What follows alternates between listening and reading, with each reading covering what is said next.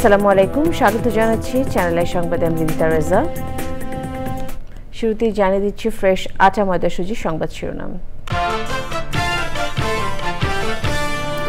পারমাণবিক স্থাপনা ধ্বংস করলেও খেলা শেষ হয়নি বলে তেহরানের মন্তব্য।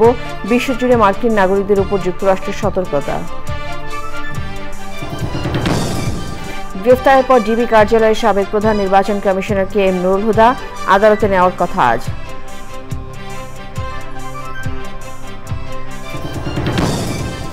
অন্তর্বর্তী সরকার বিচার বিভাগকে স্বাধীন ও নিরপেক্ষ রাখতে প্রতিজ্ঞাবদ্ধ বললেন প্রধান উপদেষ্টা। জুলাই অভ্যুত্থান জাতিকে ঐক্যবদ্ধ করেছে মন্তব্য। এবং এমেরিটাস অধ্যাপক সিরাজুল ইসলাম চৌধুরীর 90তম জন্মদিন আজ। তরুণদের আরও বেশি বই পড়তে এই গুণীজনের তাগিদ।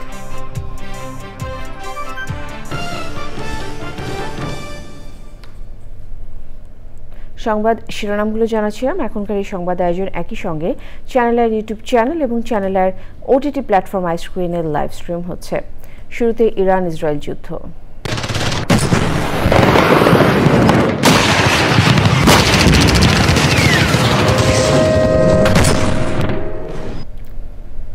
ইরানের পারমাণবিক স্থাপনায় যুক্তরাষ্ট্রের হামলায় মধ্যপ্রাচ্যের উত্তেজনা আরও বেড়েছে। ইসরায়েলে হামলার মাত্রা আরও বাড়িয়েছে তেহরান। ইরানের সর্বোচ্চ ধর্মীয় নেতার উপদেষ্টা বলেছেন, খেলা এখনো শেষ হয়নি, চমক চলতেই থাকবে। ইরানের শাসন ক্ষমতা পরিবর্তনের কথা বলেছেন মার্কিন প্রেসিডেন্ট ডোনাল্ড ট্রাম্প। বিশ্বজুড়ে মার্কিন নাগরিকদের উপর সতর্কতা জারি করেছে যুক্তরাষ্ট্র। সুব্রত কাহিনীর রিপোর্ট।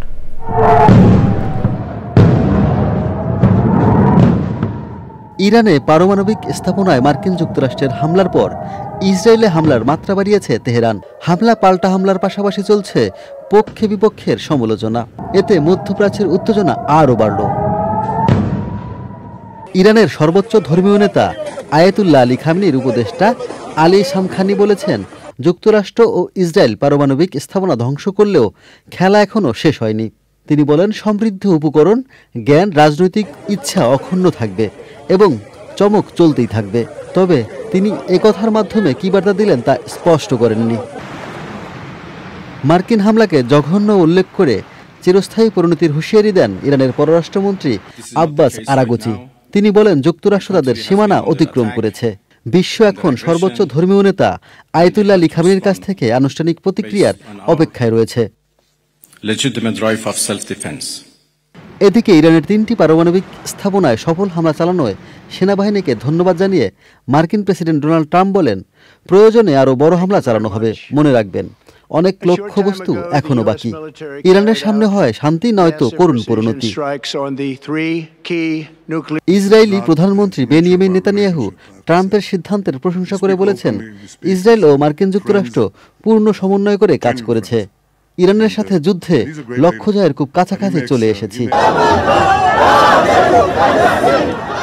মার্কিন হামলার পর ইরানের প্রেসিডেন্ট মাসুদ পেজেশকিয়ান তেহরানের মধ্যাঞ্চলে বিক্ষোভকারীদের সাথে যোগ দেন। তিনি বলেন, ইরানি জাতিরা কখনোই মাথা নত করবে না। ইরানে সরাসরি যুক্তরাষ্ট্রের হামলার পর স্থানীয় সময় রোববার জাতিসংঘের জরুরি নিরাপত্তা পরিষদের বৈঠক হয়। বৈঠকে উভয় দেশকে সংযত থাকার আহ্বান জানান জাতিসংঘ মহাসচিব অ্যান্তোনিও গুতেরেস। এ সময় হামলার নিন্দা জানিয়েছে চীন ও Russia. Subrata Gain, channel I. এবারে অন্যান্য প্রসঙ্গ। সংসদ নির্বাচন নিয়ে ষড়যন্ত্রের অভিযোগে বিএনপির করা মামলায় সাবেক প্রধান নির্বাচন কমিশনার KM নুরুল হুদাকে গ্রেফতার করেছে পুলিশ। উত্তরার বাসা থেকে তাকে আটক করে ডিবি কার্যালয়ে নেওয়া হয়। বিএনপির মামলায় আসামির তালিকায় সাবেক 3 প্রধান নির্বাচন কমিশনার, 12 নির্বাচন কমিশনার সহ পুলিশের সাবেক 4 IG এবং শেখ হাসিনা ও আসাদুজ্জামান খান কামাল রয়েছেন। ওই মামলায় সাবেক 5 সেনা কর্মকর্তাও আসামি। এনামুল কবির উপমের রিপোর্ট। রোববার দুপুরে বিএনপির কেন্দ্রীয় নেতা সালাউদ্দিন খান রাজধানীর শেরেবাংলা নগর থানায় মামলা দায়ের করেন। এর কয়েক ঘন্টার মধ্যেই উত্তরার বাসা থেকে কিছু ব্যক্তি আটক করে পুলিশে দেয় মামলার 9 নম্বর আসামি সাবেক প্রধান নির্বাচন কমিশনার KM নুরুল হুদাকে। পরে তাকে মিন্টো রোড ডিবি কার্যালয়ে নেওয়া হয়। বিএনপির দায়ের করা মামলায় আসামি সাবেক 3 প্রধান নির্বাচন কমিশনার কাজী রকিবউদ্দিন আহমেদ, KM নুরুল হুদা ও কাজী হাবিবুল আওয়াল, নির্বাচন কমিশনার মোহাম্মদ আব্দুর মোবারক, আবু হানিফ, অবসরপ্রাপ্ত ব্রিগেডিয়ার জেনারেল জাবেদ আলী, শাহনওয়াজ, রফিকুল ইসলাম, কবিতা খানম, অবসরপ্রাপ্ত ব্রিগেডিয়ার শাহাদত হোসেন চৌধুরী, অবসরপ্রাপ্ত ব্রিগেডিয়ার জেনারেল আহসান হাবিব, আলমগীর হোসেন, আনিসুর রহমান। আসামির তালিকায় আরও আছেন 4 সাবেক আইজিপি হাসান মাহমুদ খন্দকার, বেনজির আহমেদ, জাবেদ পাটোয়ারি ও AKM শহীদুল হক। গোয়েন্দা সংস্থা DGFI এর সাবেক প্রধান, NSI এর সাবেক প্রধান ও SBর সাবেক প্রধান। আছেন সাবেক DIG সৈয়দ নুরুল ইসলাম। মামলায় রাষ্ট্রের বিরুদ্ধে অপরাধমূলক ষড়যন্ত্র করে নির্বাচনগুলোতে ছদ্মবেশ ধারণ, নির্বাচন সম্পর্কে মিথ্যা বিবৃতি দান, নির্বাচনে অবৈধ অর্থ প্রদান, নির্বাচন সংক্রান্ত খরচের হিসাব না রাখার অভিযোগ আনা হয়েছে। রাতে আটক নিয়ে কথা বলেন ডিবির ভারপ্রাপ্ত প্রধান। সেটা তার নিজের বাসা এবং সেখান থেকে স্থানীয় জনগণ তাকে নেয় এবং পরবর্তীতে পুলিশ হেফাজতে দেয়। শারীরিক অবস্থা ভালো। আমাদের এখানে আসার পর আমরা যেটা করি যে প্রাথমিক অবস্থায় আমাদের MI থাকে, MIকে দিয়ে আমরা যে প্রাথমিক যে চেক আপগুলা অর্থাৎ তার প্রেশার, তার পালস বিভিন্ন কিছু করি। এটা করার পর্যায়ে আমরা শারীরিক অবস্থা তার সুস্থ পেয়েছি, ভালো পেয়েছি। সোমবার সাবেক প্রধান নির্বাচন কমিশনার KM নুরুল হুদাকে ঢাকার CMM আদালতে পাঠাবে পুলিশ। অন্য মামলায় গ্রেপ্তার হয়ে কারাগারে আছেন পুলিশের সাবেক IG AKM শহীদুল হক, আর পুলিশের খাতায় পলাতক হাসান মাহমুদ খন্দকার ও বেনজির আহমেদ। সৌদিতে রাষ্ট্রদূত থাকা অবস্থায় পালিয়ে গেছেন আরেক সাবেক IGP জাবেদ পাটোয়ারি। পুলিশের তথ্য, ভারতে পালিয়ে গেছেন সাবেক স্বরাষ্ট্রমন্ত্রী আসাদুজ্জামান খান কামাল ও SB প্রধান মনিরুল ইসলাম। Enamul Kabir Rupam, channel I, Dhaka. প্রধান উপদেষ্টা অধ্যাপক ডক্টর মোহাম্মদ ইউনূস বলেছেন, আগের সরকারগুলো নিজেদের স্বার্থে বিচার বিভাগকে ব্যবহার করলেও অন্তর্বর্তী সরকার স্বাধীন ও নিরপেক্ষ রাখতে প্রতিজ্ঞাবদ্ধ। বিচার বিভাগ নিয়ে আয়োজিত আন্তর্জাতিক সেমিনারে এসব কথা তিনি বলেন। প্রধান উপদেষ্টা বলেন, জুলাই আন্দোলন জাতিকে ঐক্যবদ্ধ করেছে। মোসা মল্লিকের রিপোর্ট। রাজধানীর হোটেল ইন্টারকন্টিনেন্টালে বিচার বিভাগীয় স্বাধীনতা ও দক্ষতা শীর্ষক সেমিনারে প্রধান অতিথি অন্তর্বর্তী সরকারের প্রধান উপদেষ্টা অধ্যাপক ডক্টর মোহাম্মদ ইউনূস। জুলাইয়ে ছাত্র জনতার আন্দোলন স্মরণ করে প্রধান উপদেষ্টা বলেন, শহীদদের প্রতি শ্রদ্ধা জানাতে বাংলাদেশকে অনেক দূর এগিয়ে যেতে হবে। জুলাই গণঅভ্যুত্থান ও গণহত্যা আমাদের জনগণকে অবিচারের বিরুদ্ধে সোচ্চার করেছে। জাতি ঐক্যবদ্ধ হয়েছে। জুলাই অভ্যুত্থানে রাষ্ট্র সংস্কারের যে সুযোগ তৈরি হয়েছে, এমন সুযোগ আর কখনো আসবে না। এই সুযোগ হারাতে দেয়া যাবে না। প্রধান উপদেষ্টা বলেন, সবাই বিচার বিভাগকে ব্যবহার করেছে, তবে বর্তমান সরকার বিচার বিভাগকে নিরপেক্ষ রাখতেই প্রতিজ্ঞাবদ্ধ। আগের সরকারগুলো নিজেদের স্বার্থে ব্যবহার করেছে বিচার বিভাগকে। এই বিচার প্রক্রিয়াকে সম্পূর্ণ স্বাধীন ও নিরপেক্ষ রাখতে আমরা প্রতিশ্রুতিবদ্ধ।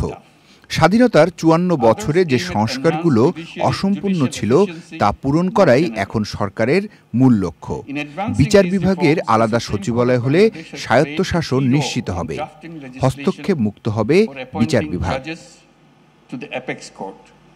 প্রধান উপদেষ্টা বলেন, দেশ পরিবর্তনের এটা বড় সুযোগ, কোনো অবস্থাতেই এই সুযোগ হাতছাড়া করা যাবে না। Mostafa Mallik, channel I, Dhaka. BNP মহাসচিব মির্জা ফখরুল ইসলাম আলমগীরের নেতৃত্বে একটি প্রতিনিধি দল চীনের উদ্দেশ্যে ঢাকা ত্যাগ করেছেন।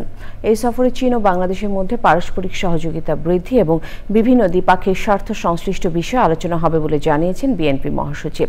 হযরত শাহজালাল আন্তর্জাতিক বিমানবন্দরে সাংবাদিকদের সঙ্গে কথা বলার সময় তিনি বলেন, চীন একটি অর্থনৈতিকভাবে শক্তিশালী দেশ। তাদের এই শক্তিকে কাজে লাগাতে পারলে বাংলাদেশ অর্থনৈতিকভাবে লাভবান হবে।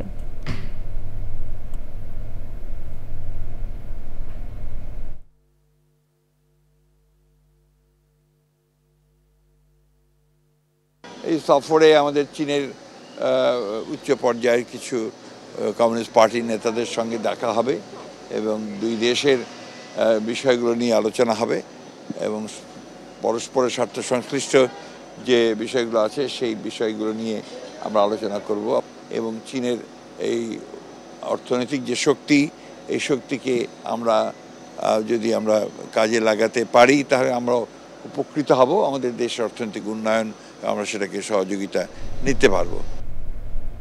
লেখক ও সমাজচিন্তক এমিরেটাস অধ্যাপক সিরাজুল ইসলাম চৌধুরীর ৯০তম জন্মদিন আজ। দিনটিকে ঘিরে চ্যানেল আইয়ের তারকা কথন অনুষ্ঠানে অংশ নেন সর্বজন শ্রদ্ধেয় এই গুণী। চ্যানেল আইকে তিনি বলেন, নতুন প্রজন্মের জন্য ভালো দিক নির্দেশনা প্রয়োজন। তরুণদের আরও বেশি বই পড়ারও তাগিদ দেন অধ্যাপক সিরাজুল ইসলাম চৌধুরী। ওবায়দুল রশিদের রিপোর্ট। বরেণ্য শিক্ষক, চিন্তাবিদ ও লেখক এমিরেটাস অধ্যাপক ডক্টর সিরাজুল ইসলাম চৌধুরী জ্ঞানচর্চার প্রসার ও মানবিক সমাজ বিনির্মাণে স্বপ্নবান এক মহান ব্যক্তিত্ব। ৯০তম জন্মদিনে তাকে সম্মান জানায় চ্যানেল আই। এই গুণীকে স্বাগত জানান চ্যানেল আইয়ের পরিচালক ও বার্তা প্রধান শাইখ সিরাজ। চ্যানেল আইয়ের ঐতিহ্যবাহী অনুষ্ঠান তারকা কথনের বিশেষ পর্বে অধ্যাপক সিরাজুল ইসলাম চৌধুরীকে অভ্যর্থনা জানিয়ে বিশিষ্ট সাহিত্যিক ফরিদুর রেজা সাগরের লেখা ৪০টি বইয়ের সংকলন তাঁর হাতে তুলে দেওয়া হয়। চ্যানেল আইয়ের জন্য আজকে এটা খুবই আনন্দের। আপনার শুভেচ্ছা ৯০তম জন্মদিন। আমি জানি আজকে সারাদিন আপনি নানানভাবে ব্যস্ত থাকবেন, অনেক বিশিষ্ট জনরা আপনাকে শুভেচ্ছা জানানোর জন্য আসবে হয়তো, কিন্তু চ্যানেল আইকে যে আপনি সময় দিয়েছেন সেজন্য আমরা কৃতজ্ঞতা প্রকাশ করছি। আমরা ভাবি যে আপনি চ্যানেল আই পরিবারের একজন। আমাদের জন্য সত্যিকারই আলোক পত্রিকা। আপনি আরো বেঁচে থাকুন, আরো সচল থাকুন এবং আমাদেরকে আলোকিত করুন। চ্যানেল আইকে বিশেষ সাক্ষাৎকার দেন অধ্যাপক সিরাজুল ইসলাম চৌধুরী। নতুন প্রজন্ম তো ওই পথের নির্দেশ পাচ্ছে না, মানে তাদের সামনে তো কোনো পথের নির্দেশ নাই। জ্ঞানের চর্চা কিন্তু কমে গেছে, খুবই কমে গেছে, এবং জ্ঞানের চর্চা না করলে তো তরুণ প্রজন্ম নতুন পথের সন্ধান পাবে না। তারা তো পুরনো পথের দিয়েই চলবে, তারা নতুন চিন্তা পাবে না, তারা দেশের সমস্যা বুঝতে পারবে না। সেই জন্য জ্ঞানানুশীলনের উপরে খুব গুরুত্ব দেওয়া দরকার, এবং এই জ্ঞানানুশীলন কেবল যে শিক্ষা প্রতিষ্ঠানে হবে তা না, এটা সাংস্কৃতিকভাবে করতে হবে। গণমাধ্যমকে জনগণের পক্ষে স্বাধীনভাবে দায়িত্বশীল ভূমিকা পালনের আহ্বান জানান ইমেরিটাস অধ্যাপক doctor Sirajul Islam Chowdhury. Obaidul Rashid, channel I, Dhaka. ফিরে এলাম বিরতির পর। নিটল ডাটা কৃষি সংবাদ।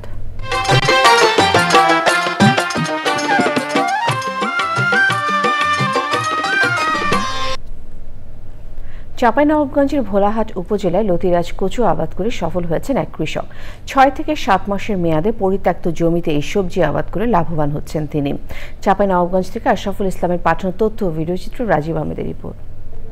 যশোর থেকে ২ টাকা পিস লতিরাজ কচু নিয়ে আবাদ শুরু করেন আবু রায়হান। মাত্র ২ মাস পর থেকেই ফলন পেতে শুরু করেন তিনি। একটি গাছ থেকে ২০০ থেকে ২৫০ গ্রাম কচু পাওয়া যায়। সপ্তাহে প্রতি বিঘা ৮ থেকে ১০ মণ লতিরাজ কচু উত্তোলন করা যায়। ২৫০০ থেকে ২৭০০ টাকা মণ দরে বিক্রি হয় কচুর লতি। আমি এনজিও চাকরি করতাম, তো বেকার হয়ে গেলাম। বেকার হয়ে যাওয়ার পরে আমি দেখছি ইউটিউব দেখতে দেখতেই লতিরাজ কচুর মানে সংবাদ পাই এখানে। অনেক দেখতে দেখতে আমি সুলতান স্যার নাইয়ার সাথে সাথে আমি কৃষি অফিসারের সাথে বড় অফিসারের সাথে আমি পরামর্শ করলাম। তো স্যাররা বলেছে না, এটা করা যাবে, সমস্যা এটা করলে পরে তুমি এগিয়ে যেতে পারো, আমরা এটা তোমার সহায়তা করব। পুষ্টি নিরাপত্তা নিয়ে কাজ করছে ভোলারহাট উপজেলা কৃষি অফিস।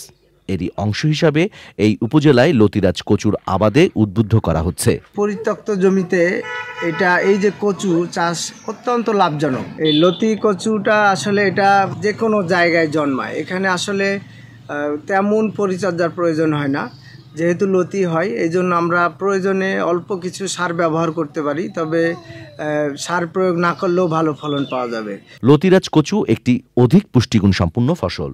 এতে ক্যালসিয়াম, ম্যাগনেসিয়াম, আয়রন সহ বিভিন্ন ধরনের ভিটামিন রয়েছে। Rajib Ahmed, channel I. এবারে প্রকৃতি সংবাদ।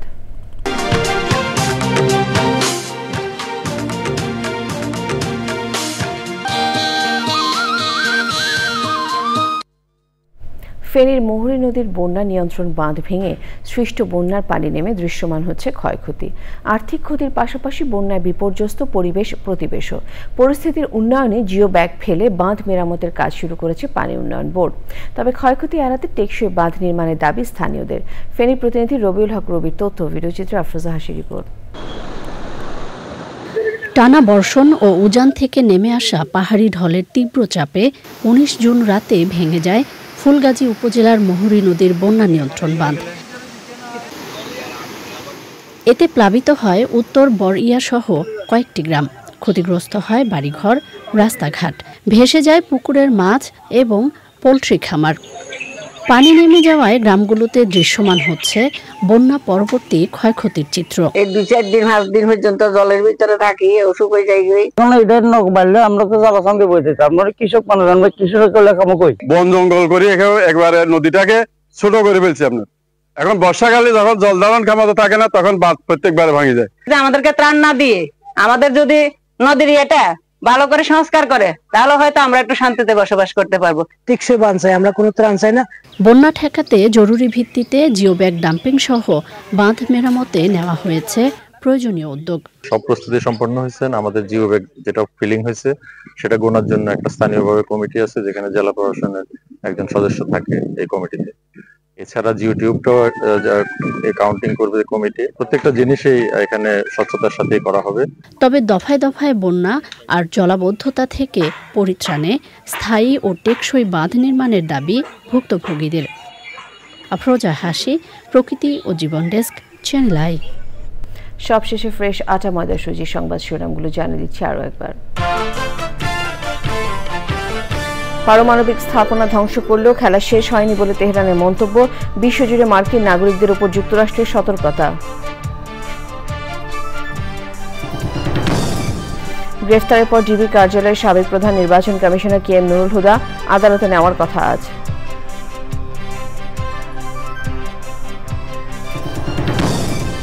অন্তর্বর্তী সরকার বিচার বিভাগকে স্বাধীন ও নিরপেক্ষ রাখতে প্রতিজ্ঞাবদ্ধ বললেন প্রধান উপদেষ্টা। জুলাই অভ্যুত্থান জাতিকে ঐক্যবদ্ধ করেছে মন্তব্য।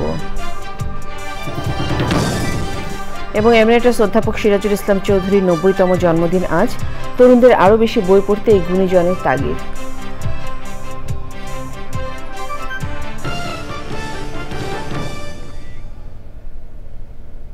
চ্যানেল আই সর্বশেষ সংবাদ জানতে ভিজিট করুন channelionline.com-এ। যুক্ত থাকুন আমাদের সোশ্যাল মিডিয়া প্ল্যাটফর্মগুলোর সাথে। শেষ করছি চ্যানেল আই সংবাদ। ধন্যবাদ।